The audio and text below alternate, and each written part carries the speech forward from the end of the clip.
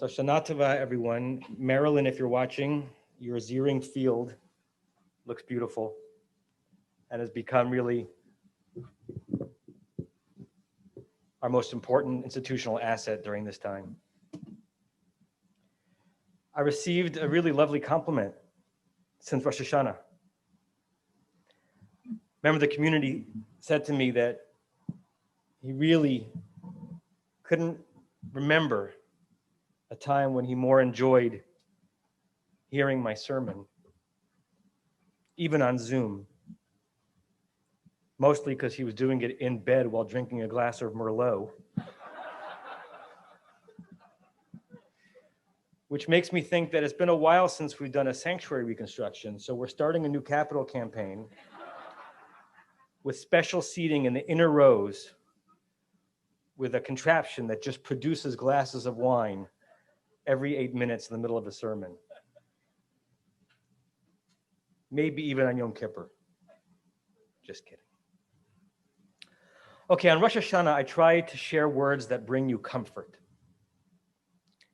And tonight, I attend to the other part of a rabbi's work, to share words that make you properly uncomfortable, to make you think and rethink, and maybe even to change.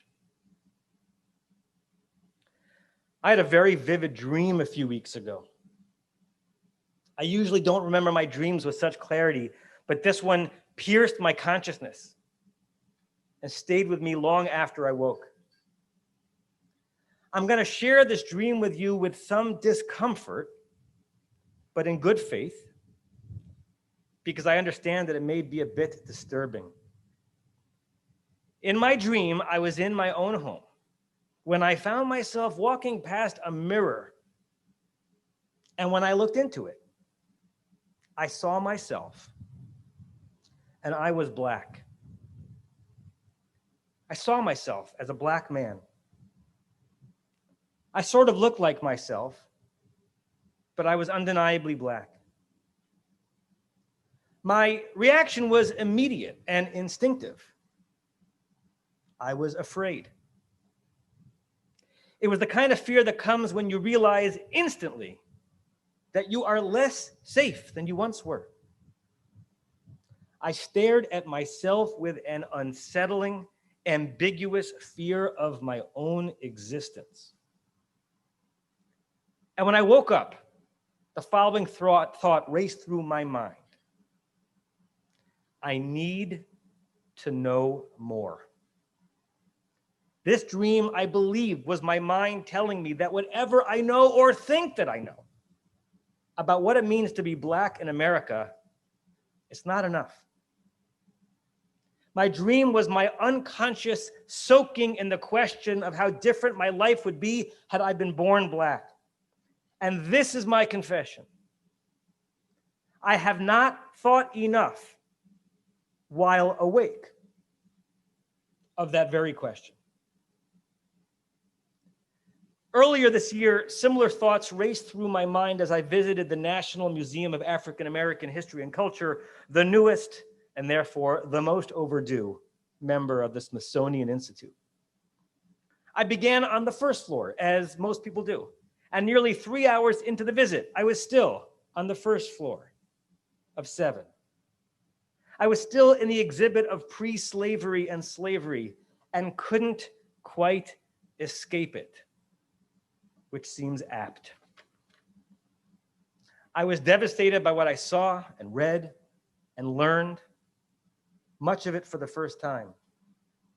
I was shattered by the content in front of me, the imagery, the full horror of the centuries of this American scourge, a terrible blight upon the foundations of this great nation, one that has conceptual descendants that still ruinously infect America. I was overcome by the vicious injustices on display in front of me, but I was also distraught to realize how much I hadn't known. I, a rather well-educated, well-read American citizen who studied history in college, who denounces slavery and celebrates liberation as part of a national holiday every year, I thought I knew more. I thought I knew enough. about the Black experience in our country. But there was so much that was out of my sight line, living large, but in my blind spots. I thought I knew what I needed to know, which had left me at an intellectual and emotional plateau with no fire burning within me to know more. And that's the thing about plateaus. They are safe and they are calm. And there is little chance of a spark catching fire. Now, igniting that fire is, of course, the purpose of such a museum. We intuit that in the reverse when people visit our museum a few blocks away. We might walk by people outside the Holocaust Museum, people who look like folks who are delving into the reprehensible details and enormity of the Shoah for the first time, and we hear our voices in our own minds gently taunting them.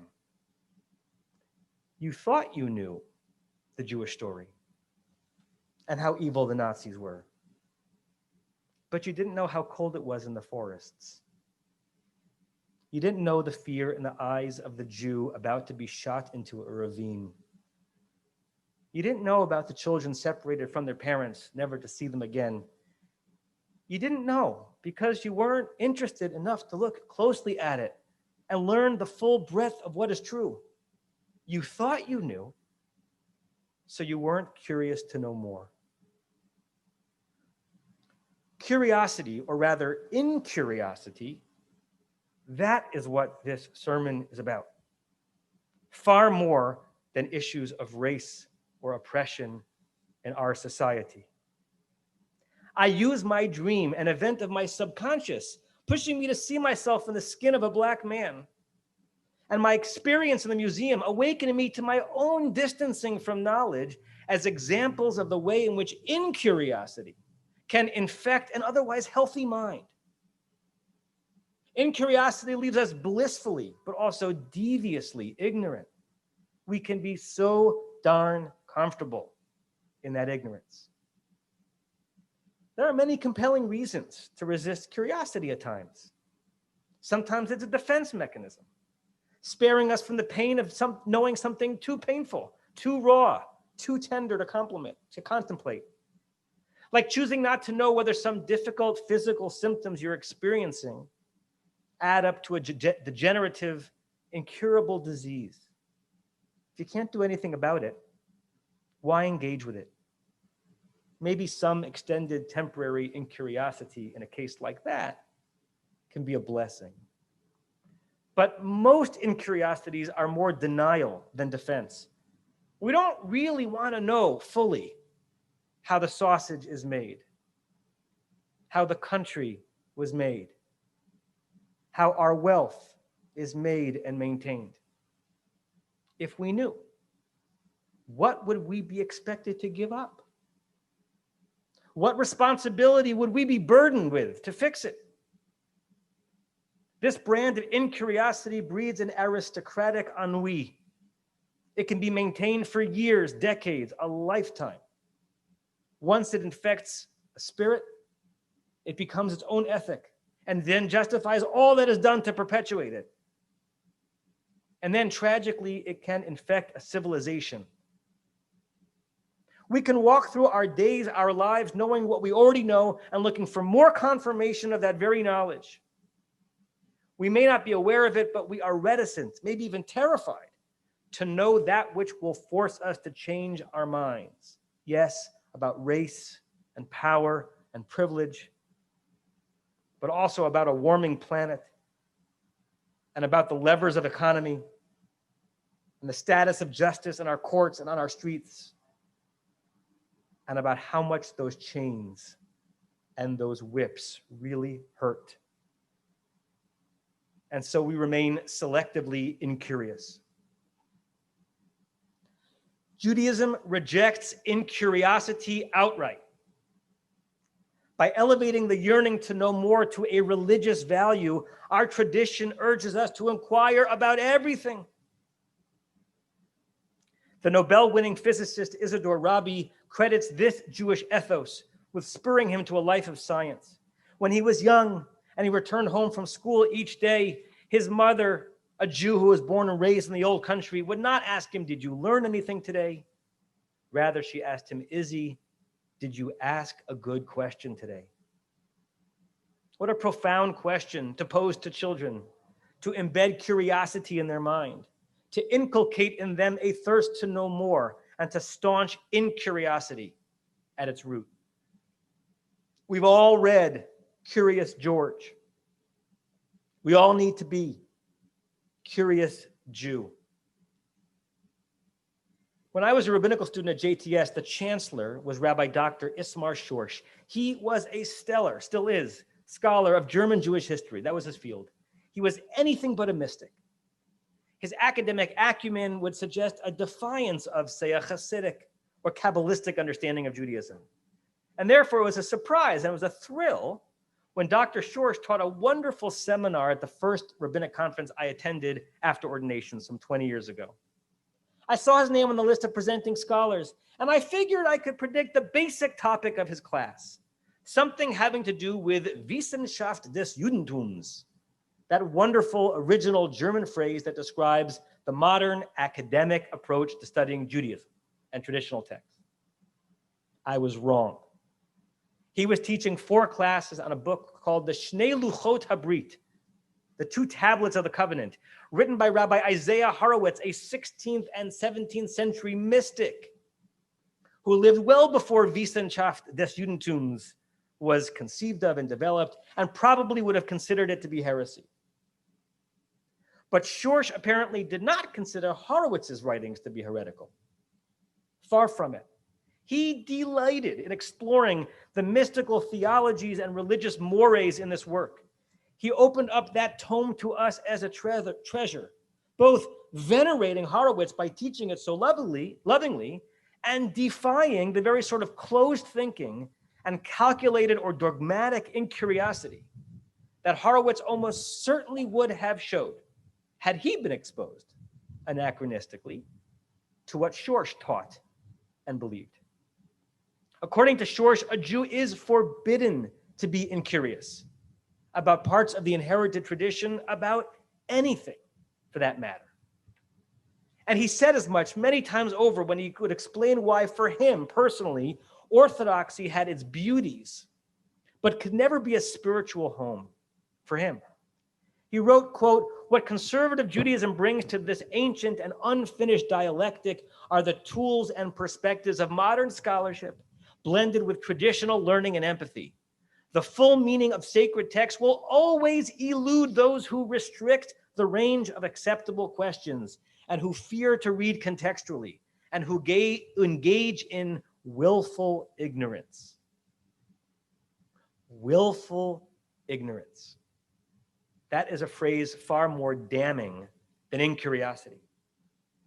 And Schorsch had no problem accusing parts of the Orthodox world, themselves inheritors of an endlessly curious rabbinic tradition, with taking a willfully ignorant stance about some parts of Jewish tradition that might shatter some faith foundations, yes, and which could tear asunder the power dynamic that keeps men in charge of discerning God's word. Schorsch taught that our faith commands that we not descend to incuriosity. Schorsch was scolding us. Don't you dare be too comfortable in what you already know. Instead, he urged us, be curious Jews. I learned that lesson in a profound way during one of the most excruciating and also exquisite role play exercises I ever participated in. It was in college in the early 90s. And let's just say that a generation ago, our society was in a very different place regarding LGBTQ issues compared to now. And the Jewish community even more so, and the observant Jewish community much more so. On a Shabbat afternoon at Columbia, the Jewish community met for an extended seminar aimed at sensitizing the Jewish students to the plight of their gay and lesbian peers. Straight students were asked to do the following role play. Come out as a gay person to your parents. This is the dramatic version of dreaming you are black. It was a profound thing to do and to observe others do. watching from religious Jews who had been taught religiously and communally to be willfully ignorant of the reality of gay Jews in their midst, say these words, Mom, Dad, Abba, Ima, I have something important to tell you. And I hope you will love me just as much after I tell it to you. It was watching a heart open.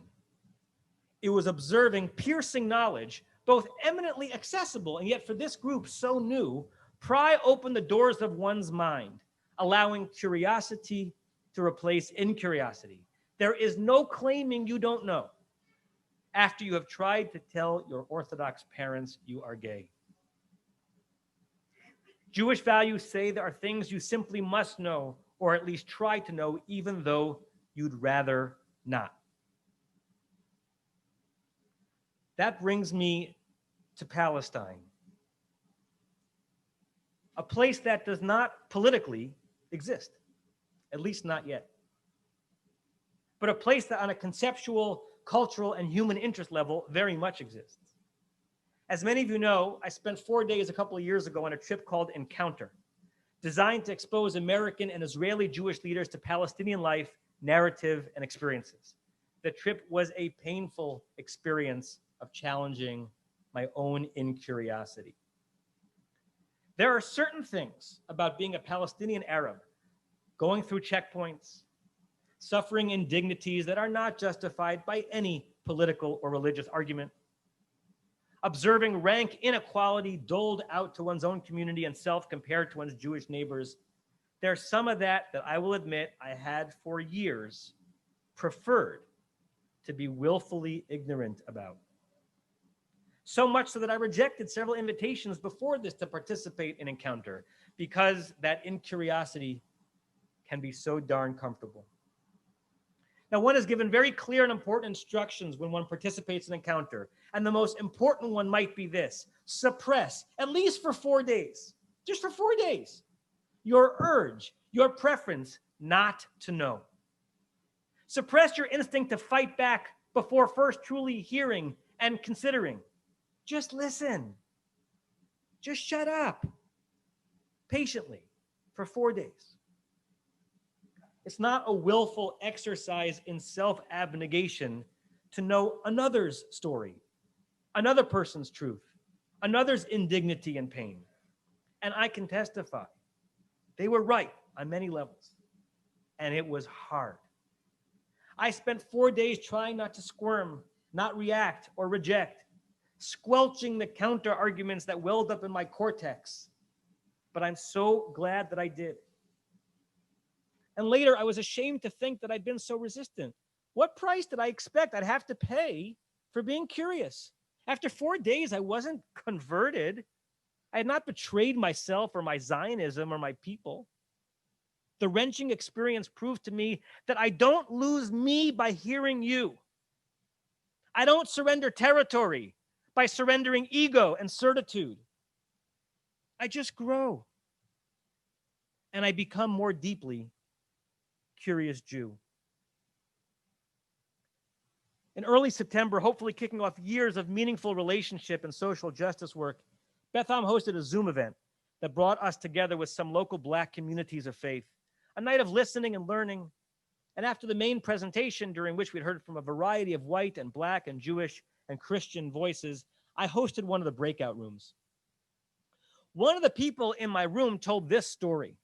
She, a white woman, had been confused and saddened and so many other things by so many of the events this past summer. And she wanted to do something, but she didn't know what. Someone had suggested to her that she simply ask a Black person how they are doing. So she sought out someone in her neighborhood, a face she recognized, but a life story she really didn't know. She asked this person how she was doing, and then she listened for 2 hours. Seems like such a banal, easy thing to do. Go listen to someone. It's not. It's everything. We think we know who they are, what they experience, what world they live in, but so often we don't. We don't if we are white and they are black. We don't if we are straight and they are gay. We don't if we are blue and they are red, or vice versa. We don't if we are wealthy and they are poor. We don't if we are happy and they are depressed. We don't ask, but we must, in order to be curious. Curious Jews. Einstein valued curiosity above all things, saying the important thing is not to stop questioning. Curiosity has its own reason for existing, end quote. And to me, that quote was improved upon by Jiddu Krishnamurti. He was a 20th century Indian speaker and writer, a product of a culture of castes and divisions, who famously said he was enslaved by no allegiance to nationality, religion, or philosophy that would stem his zeal to be constantly learning and growing. He once said, quote, "The ability to observe without evaluating is the highest form of intelligence," end quote. He was not saying never to evaluate or choose a side. But if you are always only evaluating, defending your flank, protecting your group, forming your retort, willfully ignoring the possibility that the other person or idea or stance has merit, then you are wasting human intelligence and poisoning human society. Above all, be curious. I read the Torah religiously. And I also read the LA Times opinion page religiously. Every editorial, every letter to the editor, every op-ed, even and especially when I know from the headline that the content will boil my blood. One of my favorite writers is Nicholas Goldberg in the Times. I love him because I never know in advance whether I will agree with him or not. He seems to be a polymath and wondrously hard to pin down and put in a single ideological box. In a recent piece in which he critiques President Trump for what I will admit seems like a pathological incuriosity about so many things, he wrote what I think could and should be a manifesto on American civics. This is what he wrote.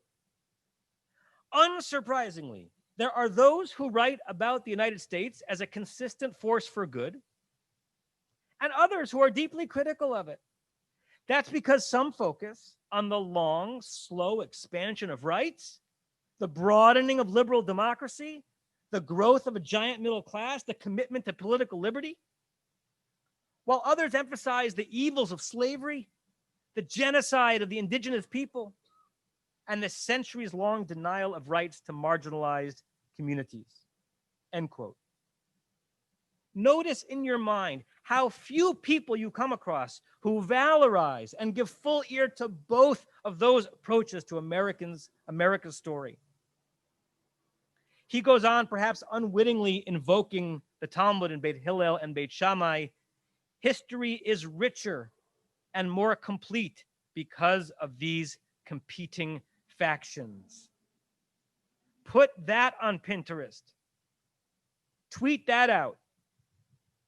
In addition to our slogans and signs for this candidate or against that one, how about cheering the notion of reading widely against one's grain, against the orthodoxy of one's comfort zone and ideological community? How about we all look in the mirror and try to look past ourselves to others who have beauty and stories and realities that we sometimes elect willfully not to consider. If you take a conservative approach to America, pick up Howard Zinn's A People's History of the United States. Not to convert yourself, but to know some important stuff you don't yet know and might prefer not to know. It will make you a better American. It won't kill you, and it might grow you. And if the American and Jewish left is your home base, read the Wall Street Journal or the Allgemeiner and assume that its authors are neither moronic nor monstrous. Your iconoclastic curiosity, which pushes against today's currents, will ennoble you. We must, as Jews and Americans, poise at this very precarious moment, with fissures threatening to tear all of our tentative unities asunder. We must take responsibility for at least trying to know what we don't know, trying to know whom we don't know, and to see what shared humanity we have with the other, and to learn even from them. Let us dream not only of ourselves as we are now. Let's bring others' faces into our mirrors, others' narratives and pains within our hearts, and thus broadening the people we are still in the midst of becoming. This year, when you look in the mirror, try to see someone other than yourself. I wish you a Shana Tova and a meaningful fast.